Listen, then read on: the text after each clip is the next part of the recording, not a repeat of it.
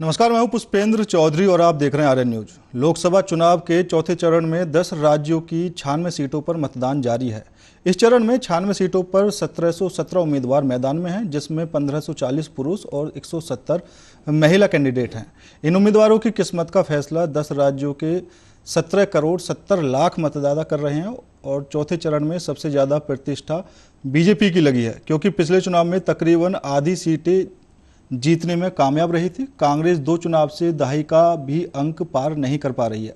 इस तरह बीजेपी को अपनी सीटें बचाए रखने और कांग्रेस को अपनी सीटें बढ़ाने की चुनौती है। चौथे चरण में जिन 10 राज्यों की 96 सीटों पर वोटिंग हो रही है, उसमें आंध्र प्रदेश की सभी 25 और तेलंगाना की 17 सीटें हैं।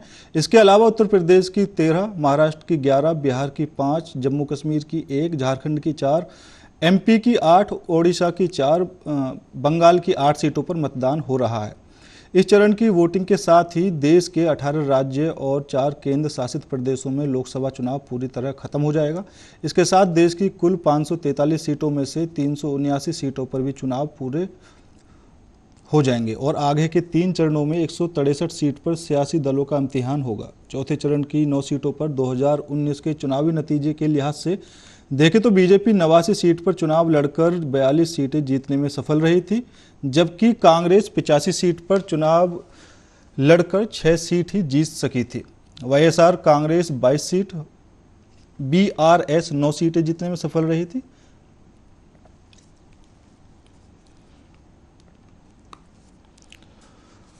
तो वहीं लोकसभा चुनाव के चौथे चरण का मतदान जारी है। 10 राज्यों की 96 लोकसभा सीटों पर मतदान हो रहा है। उत्तर प्रदेश की बात करें तो उत्तर प्रदेश में 13 सीटों पर मतदान जारी है।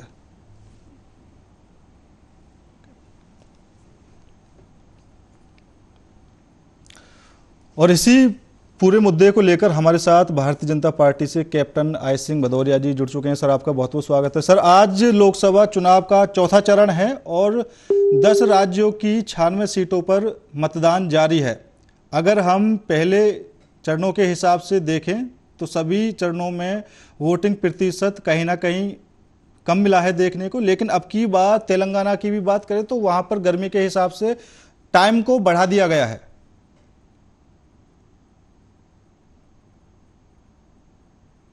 कैप्टन साहब सुन पा रहे हैं?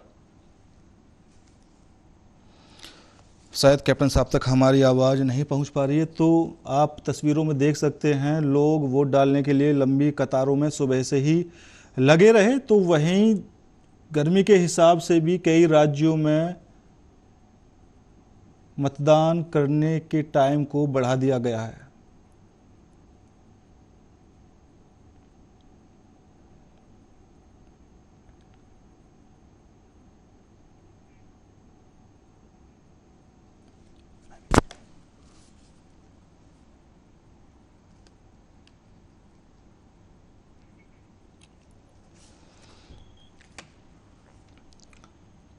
कैप्टन राज सिंह हमारे साथ दोबारा जुड़ चुके हैं। सर, देश के 10 राज्यों की 96 सीटों पर आज चौथे चरण का मतदान जारी है। आपको क्या लगता है, पिछले हिसाब से देखें तो अब की बार प्रदर्शन आपका कैसा रहेगा? क्योंकि पिछली बार आधी सीटें आपने इस चरण में जीती थी, लेकिन अब की बार स्थिति और परिस्थिति दोनों ही बदल गई है। अब की बार गठबंधन के सामने बीजेपी है। कैप्टन साहब सुन पा रहे हैं? जी बिल्कुल, स्थिति बहुत अच्छी है और हम इसमें पूरी सीटें जीतने की कोशिश करेंगे। और जिस तरह से हमारा कैंपेन चल रहा है तो बिल्कुल गठबंधन हमारे सामने ऐसा कुछ मायना नहीं रखता। और हमारा तो टारगेट हरदम यही रहता है और आम जनता भी विकास पे वोट कर रही है। मोदी जी के जो एक सुशासन है, सुशासन पे वोट कर रही है। हमारे इंफ्रास्ट्रक्चर है, उस पर जनता वोट कर रही है जी। और सबसे बड़ी बात है कि आज भारत जिस तरह से हमने भारत को एक नए मुकाम तक पहुंचाया है, अंतर्राष्ट्रीय लेवल पे भारत का जो एक हमने जो परचम लहराया है और आज भारत के 80 करोड़ लोगों को हमने फ्री ऑफ राशन दे के उनकी मदद करके किसानों का सम्मान बढ़ाया है। हमने किसानों को किसान निधि जो दे रहे हैं परमानेंट, किसानों का सम्मान बढ़ाया है। जी। इसी तरह से हमने महिलाओं का सम्मान बढ़ाया है, उनको धुआं से मुक्ति दिला के घर घर हमने गैस चूल्हा पहुंचाया है। इसी तरह से हमने जो वृद्ध हैं, सीनियर सिटीजन हैं, उनके लिए 5 लाख का जो मेडिकल हेल्थ फंड जो दिया है, तो मैंने हर वर्ग के लिए कहीं ना कहीं कुछ ना कुछ किया है जी। तो उसी के लिए जनता वोट कर रही है। भारतीय जनता पार्टी हर फेस में बहुत अच्छा प्रदर्शन कर रही है। हम ज्यादा से ज्यादा सीटें जीत रहे हैं और हमारे माननीय प्रधानमंत्री मोदी जी का जो नारा है 400 पार, तो हम 400 पार कर रहे हैं और बड़े बहुमत से फिर हम सरकार बनाने जा रहे हैं।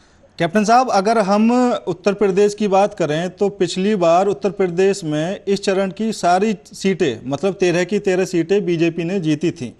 कन्नौज से सुब्रत पाठक ने डिंपल यादव को हराया था, लेकिन अब की बार वहां का समीकरण पूरी तरीके से बदल चुका है। खुद अखिलेश यादव कन्नौज की सीट पर चुनाव लड़ रहे हैं, लेकिन उनके सामने फिर वही सुब्रत पाठक जी हैं।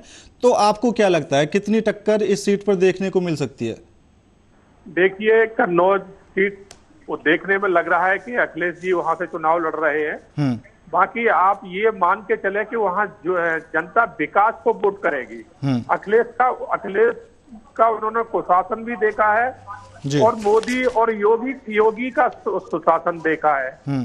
तो जनता इसको देख के वोट करेगी। जब अखिलेश 5 साल मुख्यमंत्री थे तो क्या हाल था उत्तर प्रदेश का, दुनिया ने देखा है, बताने की जरूरत नहीं है कि किस तरह से वहां बलात्कार, लूट, डकैती चरम पर थी। तो जनता वो इन चीजों को भूली नहीं है। तो अखिलेश वो कितना भी कर ले, अगर वो जमानत बचा ले तो ये बहुत बड़ी बात होगी। वहां सीट बीजेपी की ही निकलेगी। हम उत्तर प्रदेश में 80 की 80 सीटें अब की बार जीते जा रहे हैं। पिछली बार तो फिर भी 72 पे थे, अब की बार हमारा टारगेट है 80 का जी। वो इसलिए है कि हमने उत्तर प्रदेश में जो करके दिखाया है, जो विकास किए हैं, जो एक अच्छा साफ सुथरा शासन दिया है, एक बहुत अच्छा लॉ एंड ऑर्डर दिया है।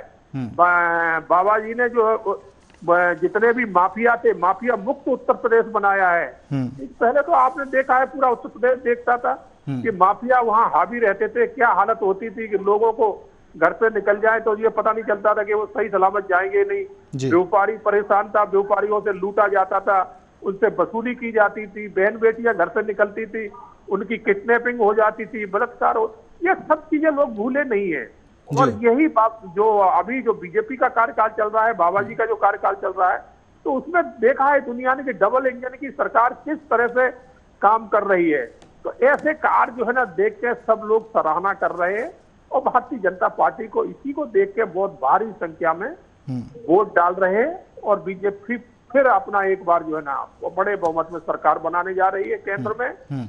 और उत्तर प्रदेश से 80 की 80 सीटें उत्तर प्रदेश की जनता भारतीय जनता पार्टी को देने जा रही है। ठीक है कैप्टन साहब, इसी चरण में हम अगर हैदराबाद की बात करें तो हैदराबाद में 40 साल से ओवैसी परिवार का कब्जा है। पिछली बार असुद्दीन ओवैसी ने भगवंत राव को हराया था जो बीजेपी से चुनाव लड़ रहे थे। अब की बार वहां पर भी सुर्खियां बनी हुई हैं, वो सीट भी सुर्खियों में है। बीजेपी से माधवी लता चुनाव लड़ रही हैं और उनके जो बयान हैं वो एक तरीके से इस चुनाव में सभी को आकर्षित कर रहे हैं। देखिए, हैदराबाद की जो सीट है ओबीसी ने एक अपना गढ़ बना रखा था, जातिगत की बात करते थे, उन्होंने कभी हिंदू समाज की बात नहीं की है। जब भी बात करते हैं एक समाज को लेकर बात करते हैं, ओबीसी का एजेंडा ये रहा है। और सबसे बड़ी बात थी कि ओबीसी ने वहां 3.5 लाख, थोड़े बहुत नहीं 3.5 लाख फर्जी वोटर बना रखे थे जी, जो वहां उनकी जांच करके चुनाव आयोग ने उनको खत्म कर दिया है। और फिर हमारी जो माधुरी लता हैं वो एक इतनी समाज सेविका है कि जो उनका उस पूरे हैदराबाद में उनका नाम चलता है, लोग उनको अम्मा के नाम से जानते हैं। कहीं भी कुछ हो, अगर कोई घटना घटती है तो माधुरी लता वहां जरूर पहुंचती हैं और वहां के लोग देख के तुरंत कहते हैं अम्मा आ गई, अम्मा आ गई। तो माधुरी लता एक अपने आप में बहुत सक्षम प्रत्याशी है और इसीलिए तो ओबीसी घबराए हुए हैं। उन्हें मालूम है कि अब की बार वो सीट नहीं बचा पाएंगे और माधुरी लता बहुत बड़े मार्जिन से जीतने जा रही हैं। ओबीसी अपने आप को बचाते घूम रहे हैं, इसलिए तो बौखलाहट में वो उल्ट पुल्ट बयानबाजी कर रहे जी। हैं। अपने छोटे भाई को कह रहे हैं वो तो तोप है, अगर उसको एक बार छोड़ दिया तो फिर किसी के काबू में नहीं आएगा। अरे ऐसी तोपें हमारे घरों के आगे सजावट में रखी जाती हैं, ऐसी तोपों का कोई मायना नहीं रखते हम। ओबीसी उस तोप को संभाल के रखे, नहीं पता चलेगा वो तोप कहाँ चली जाएगी, 2 सेकंड में पता भी नहीं चलेगा। ऐसी तोपें हमारे घर के सामने दरबार में बन के रहती हैं। तो मैं यही संदेश देना चाहूंगा ओबीसी को कि वो ऐसी तोप को संभाल लें, नहीं हाथ से कब निकल जाएंगी पता भी नहीं चलेगा, तो कहाँ जाएंगी ढूंढने से भी नहीं मिलेंगी जी। तो आप इस चीज को थोड़ा, ठीक है ना जी। कैप्टन साहब, एक सीट और है बिहार की, बेगूसराय। पिछली बार वहां से बीजेपी से मंत्री गिरिराज सिंह ने कन्हैया कुमार को करीब 4 लाख वोटों से हराया था।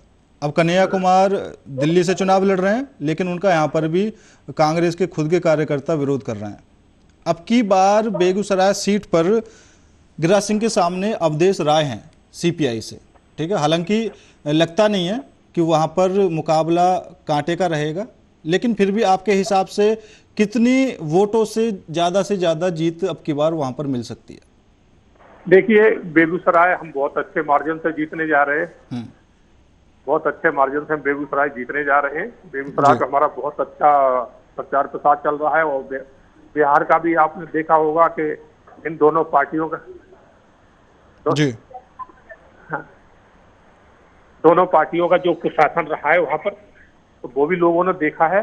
तो आप वो सीट हम जीतने जा रहे हैं। और रही कन्हैया कुमार, ये तो वही है जो भारत के लिए जेएनयू में जब ये थे तो भारत के लिए क्या नारे लगाते थे कि भारत तेरे टुकड़े हो गए इंशाअल्लाह अल्लाह। तो बेगूसराय में तो वहाँ इनको कुछ वोट मिल भी गए थे। अब की बार तो शायद इनको यहाँ कुछ मिलेगा ही नहीं, क्योंकि दिल्ली की जनता इनको जानती है अच्छी तरह से, इनकी स्थिति बहुत बुरी होने वाली है जी। तो यही कहना चाहूंगा कि लोग जो है ना वोट शासन और विकास को देख के कर रहे हैं जी। भारतीय जनता पार्टी फिर एक बार 400 पार करके जा रही है जी। चलिए ठीक है, हमारे साथ तनवीर जी भी जुड़े हुए हैं कांग्रेस से। सर, अब की बार उत्तर प्रदेश की बात करें हम, उत्तर प्रदेश में क्या आपको लगता है कि आप किसी सीट पर बीजेपी को टक्कर दे रहे हैं? क्योंकि शाहजहाँपुर की बात करें तो वहाँ से अरुण जी चुनाव लड़ रहे हैं, जो पहली बार भी जीते थे, अब की बार भी, और सपा से ज्योत्सना जी चुनाव लड़ रही हैं, और आप भी उस सीट पर काफ़ी अच्छे से समीकरण समझते हैं। तो आपको क्या लगता है अब की बार शाहजहाँपुर में किसकी सीट निकलती दिख रही है? तनवीर जी।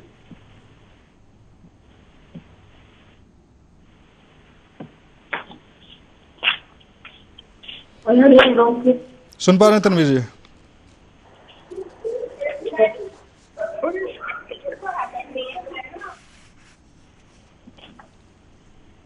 शायद उन तक आवाज नहीं पहुंच पा रही। कैप्टन साहब, मैं आपके पास ही आना चाहूंगा। अब की बार जो लखीमपुर खीरी वाली सीट है, जहां से अजय मिश्रा टैनी को अब की बार भी बीजेपी ने उम्मीदवार बनाया है, कुछ टाइम पहले ऐसे कयास लगाए जा रहे थे कि शायद उनकी जगह टिकट किसी और को दिया जाएगा, क्योंकि लखीमपुर खीरी में जो किसानों के साथ हिंसा हुई थी, तब से वहाँ के लोग नाखुश दिखाई दे रहे थे। लेकिन अब की बार भी बीजेपी ने उन्हीं को टिकट दिया है।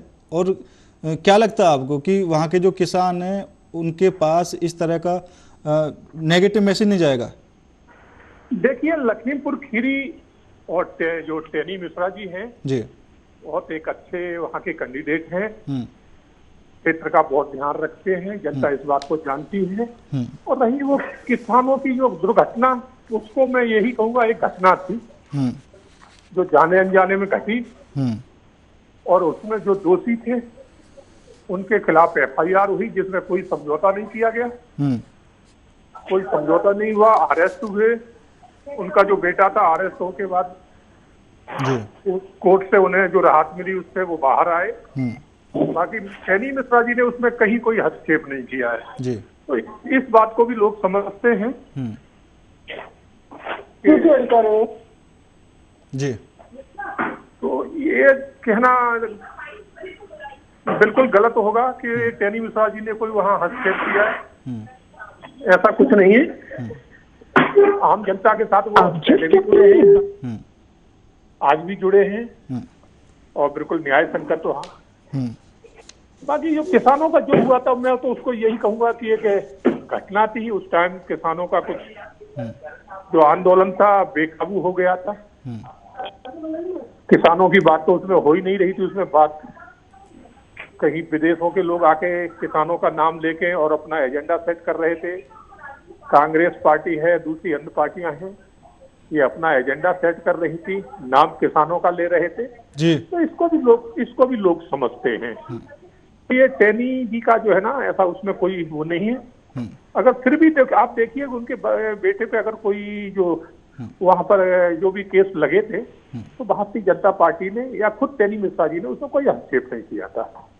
कोर्ट से जो राहत मिली है उसके बेटे को, वो मिली है। चलिए ठीक है। कैप्टन साहब, अगर कभी भी बीजेपी फंसती हुई नजर आती है तो वो पश्चिम बंगाल में फंसती हुई नजर आती है, लेकिन वहां के विधानसभा चुनावों में भी बीजेपी ने दिखा दिया कि बंगाल में भी बीजेपी वो काम करके दिखा सकती है जो और राज्यों में कर रही है। वहां पर दूसरे नंबर की पार्टी बीजेपी बन चुकी है और काफ़ी सीटें पहले के मुकाबले बीजेपी ने निकाली। लेकिन वहां पर एक सीट है आसनसोल, जहां से शत्रुघ्न सिन्हा चुनाव लड़ रहे हैं और 2019 में टीएमसी छोड़कर बीजेपी में आए बाबुल सुप्रियो ने चुनाव जीता, लेकिन जीतने के बाद वो फिर टीएमसी में चले गए। तो वहां पर उपचुनाव हुआ, उपचुनाव में शत्रुघ्न सिन्हा को जीत मिली। अब की बार क्या लगता है, वो सीट दोबारा बीजेपी के पास आएगी या नहीं?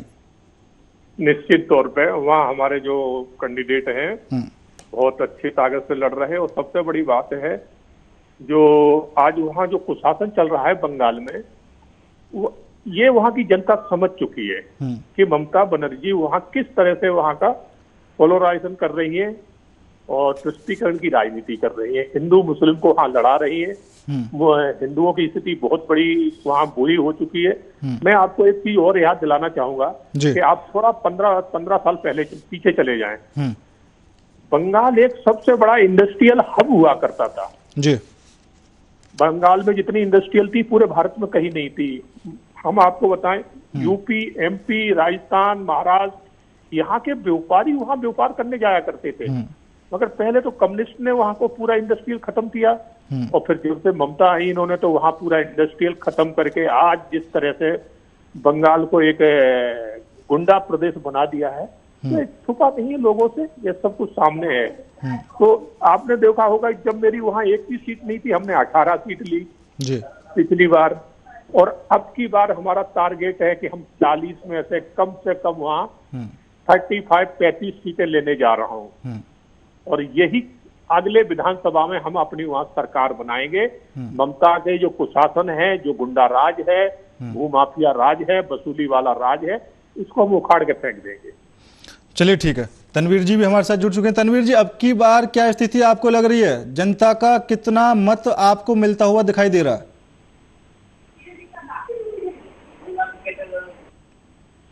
तनवीर जी,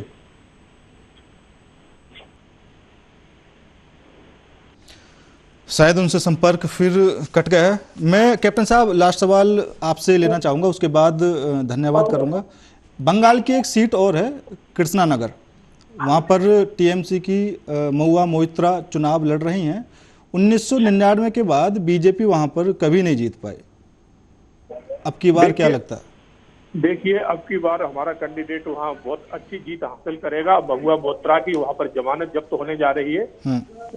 पूरा क्षेत्र जान चुका है कि महुआ मोइत्रा पद का दुरुपयोग किस तरह से करती है, जिससे उनकी सांसदी भी चली गई थी। जिसकी सांसदी चली जाए अपना पद का दुरुपयोग करने में, पैसे लेके सवाल पूछने में, तो महुआ मोइत्रा जो है ना वहाँ लोग जान चुके हैं। इस बार महुआ मोइत्रा को कुछ होने वाला नहीं है। वो चुनाव हार रही है, बुरी तरह से हार रही है। हमारा कैंडिडेट बहुत बड़े बहुमत से वहाँ जीत हासिल करेंगे। जी धन्यवाद। चलिए ठीक है सर, आपका बहुत बहुत धन्यवाद हमारे साथ इस चर्चा में जुड़ने के लिए। तो लोकसभा चुनाव के चौथे चरण का मतदान आज जारी है। 10 राज्यों की 96 सीटों पर मतदान हो रहा है। तो वहीं अगर उत्तर प्रदेश की बात करें तो उत्तर प्रदेश में 13 सीटों पर मतदान जारी है। कुछ सीटें ऐसी हैं जहां पर अब की बार प्रत्याशी बदल चुके हैं। अगर हम कन्नौज की बात करें तो कन्नौज में पिछली बार डिम्पल यादव चुनाव लड़ी थी समाजवादी पार्टी की तरफ से। अब की बार खुद अखिलेश यादव कन्नौज से मैदान में है। पिछली बार सुब्रत पाठक ने डिम्पल यादव को हराया था। अब की बार अखिलेश यादव के सामने सुब्रत पाठक चुनौती देते हुए नजर आ रहे हैं। फिलहाल मेरे साथ इस खास पेशकश में इतना ही। बाकी देश और दुनिया की तमाम खबरों के लिए देखते रहिए आर्यन न्यूज।